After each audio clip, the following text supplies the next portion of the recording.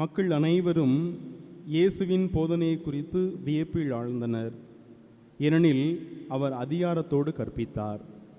ஆண்டவர் இயேசுவில் என் அன்பிற்கினிய சகோதர சகோதரிகளே, இன்றைய நற்செய்தி வாசகத்தில் நம் ஆண்டவர் இயேசு கிறிஸ்து எப்படி தன்னுடைய மறைப்பணியை ஆற்றினார் என்பதை நாம் அறிந்து கொள்கின்றோம்.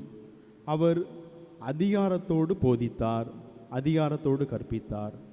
அன்பிற்கினியவர்களே, அதிகாரம் என்ற வார்த்தையை கேட்டவுடனே நம் சிந்தனைக்கு பல்வேறு விதமான நிலைப்பாடுகள் மனதில் வரலாம். இந்த உலகத்தில் எல்லோரும் அதிகாரத்தோடு வாழ வேண்டும் என்று ஆசைப்படுகின்றார்கள். யாரும் பிறருக்கு அடிமையாக இருக்க வேண்டும் என்று ஆசைப்படவில்லை. நான் அதிகாரத்தோடு வாழ வேண்டும் என்றுதான் ஒவ்வொருவரும் தன்னுடைய வாழ்வில் நினைத்து கொண்டிருக்கின்றார்கள், சிந்தித்து கொண்டிருக்கின்றார்கள். அதைதான் அன்றாட வாழ்விலும் ஒவ்வொருடைய வாழ்வில் நாம் பார்க்கின்றோம். ஒவ்வொரு மனிதனும் தன்னுடைய நிலைக்கு ஏற்ப தன்னுடைய அதிகாரத்தை காட்டுகின்றான். குறிப்பாக சொல்ல வேண்டுமென்றால், ஒரு சிறிய குடும்பத்தை எடுத்துக்கொண்டோம் என்றால், கணவன் மனைவி மீது தன்னுடைய அதிகாரத்தை காட்டுகின்றான், மனைவி பிள்ளைகள் மீது தன்னுடைய அதிகாரத்தை காட்டுகின்றது. அதே போல அந்த வீட்டில் இருக்கின்ற பெரியவர்கள் மீதும் அதிகாரத்தை காட்டுகின்றார்கள். இது ஒரு குடும்பத்தில் நடக்கின்ற இந்த அதிகாரம் சம்பந்தமான ஒரு நிலைப்பாடை பார்க்கின்றோம். வெளி உலகத்திற்கு வருகின்ற போது பணம் படைத்தவர்கள் அதற்கேற்ப தன்னுடைய அதிகாரத்தை காட்டுகின்றார்கள். நான் பணத்தை சம்பாதிக்க வேண்டும், அதற்காக ஒரு நல்ல நிலைக்கு செல்ல வேண்டும் என்று அவன் அதிகாரத்தோடு செயல்படுகின்றான். பணம், பதவி, பட்டம் அனைத்தையும் சம்பாதித்த பிறகு இந்த அதிகாரத்தை நான் எப்படி மேலும் வலுப்படுத்தி கொள்ளலாம் என்பதற்காக அவர் அரசியலில் ஈடுபடுகின்றார்கள். எனவே உலகத்தில் இருக்கின்ற எல்லா மனிதனுடைய வாழ்விலும் பார்க்கின்றோம், அவருடைய உள்ளத்தில் நான் அதிகாரத்தோடு வாழ வேண்டும் என்று ஆசைப்படுகின்றார்கள். அதிகாரம் என்பது எல்லோரும் விரும்பி ஏற்றுக்கொள்கின்ற ஒரு மாபெரும் பண்பாக இருக்கின்றது. இது தவறு இல்லை.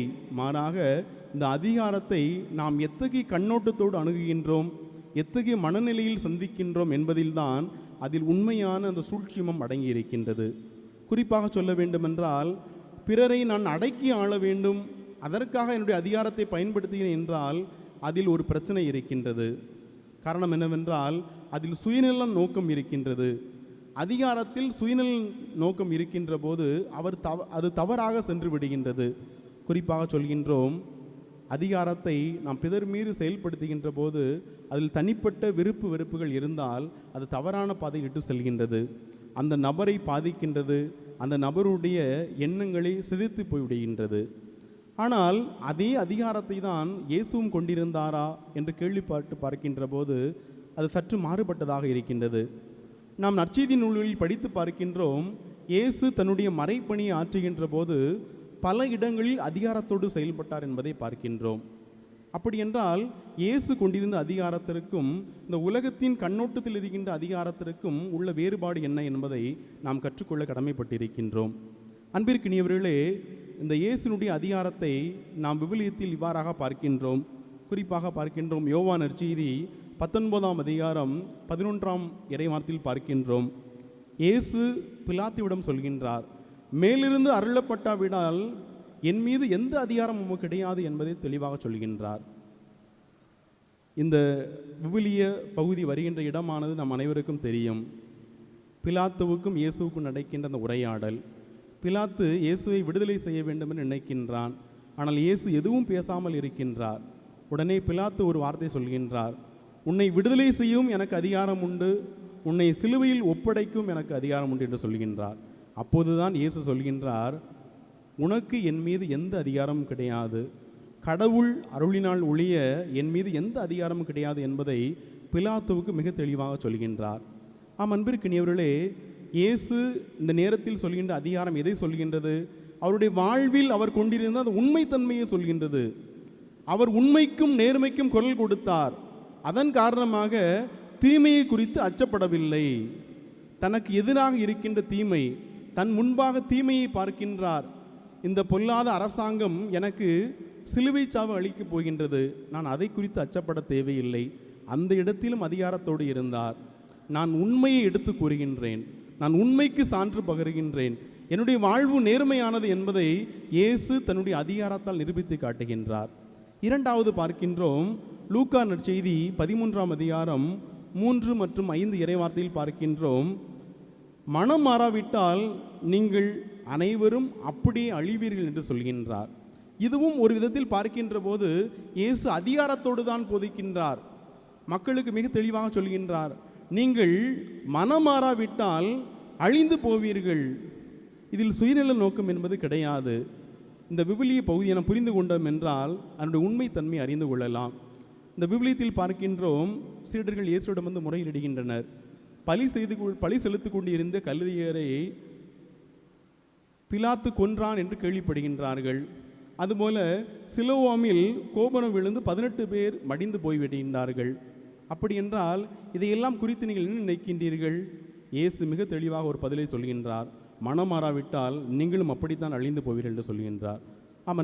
அன்பிற்கினியவர்களே, இவ்வாறு இயேசு சொல்கின்ற போது அதில் ஒரு அதிகாரம் இருந்தது. இந்த அதிகாரத்தில் எது வெளிப்படுகின்றது? அக்கறை தன்மை வெளிப்படுகின்றது. மக்கள் மீது அவர் கொண்ட அன்பினை வெளிப்படுத்துகின்றார். அவருடைய ஆன்மாவின் மீது கொண்டிருந்த அந்த அக்கறையை நாம் கற்றுக்கொள்கின்றோம். நீங்கள் மனம் மாற வேண்டும், இல்லை என்றால் அழிந்து போவீர்கள் என்பதை தெளிவாக சொல்கின்றார்.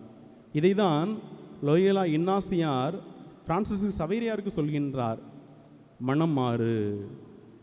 ஒருவன் உலகம் முழுவதும் தனதாக்கி கொண்டாலும் தன் ஆன்மாவை இழந்து போனால் அதனால் கிடைக்கும் பயன் என்ன? அன்பிற்கினியவர்களே, இந்த அதிகாரத்தில் அன்பு இருக்கின்றது, அக்கறை இருக்கின்றது.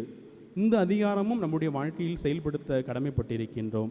எனவே அன்பிற்கினிய சகோதர சகோதரிகளே, இந்த உலகத்தில் எல்லோரும் அதிகாரத்தை காட்ட வேண்டும் என்று ஆசைப்படுகின்றார்கள்.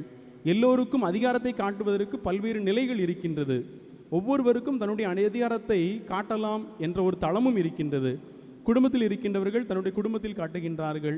இந்த உலகத்தில் வெளி உலகத்தில் பணி செய்து கொண்டிருப்பவர்கள் வெளி உலகத்தில் காட்டுகின்றார்கள். ஆனால் நாம் எப்பொழுது அதிகாரத்தை கொண்டிருந்தாலும் நம்முடைய வாழ்வில் உண்மைத்தன்மை இருக்க வேண்டும். நீதிக்கும் நேர்மைக்கும் நாம் குரல் கொடுக்க வேண்டும், இயேசுவை போல. அது மட்டுமல்ல, நாம் அதிகாரத்தை செலுத்துகின்ற இடத்தில் அன்பும் அக்கறையும் இருக்க வேண்டும். குறிப்பாக நமது குடும்பத்தில் நம்முடைய பிள்ளைகள் மீது, நம் வீட்டில் இருக்கின்ற பெரியவர்கள் மீது, நம்முடைய கணவன் மனைவி மீது அதிகாரத்தை செலுத்துகின்றோம் என்றால் அவர்கள் மீது நமக்கு எந்த அளவுக்கு அக்கறை இருக்கிறது என்று சிந்தித்து பார்ப்போம். அவருடைய நல்வாழ்வுக்காக நாம் அதிகாரத்தை செலுத்தினோம் என்றால் இயேசுவை போல நம்முடைய அதிகாரமும் ஒரு உண்மையான நேர்மையான அதிகாரமாக இருக்கும். எனவே அன்பிற்கினிய சகோதர சகோதரிகளே, நம்முடைய வாழ்விலும் உண்மைக்கும் நேர்மைக்கும் குரல் கொடுப்போம். மற்றவர்கள் மீது அக்கறை கொண்டு வாழ்வோம். அதற்கு தேவையான அருள் வேண்டி தொடர்ந்து திருப்பலியில் பங்கெடுப்போம். ஆமேன்.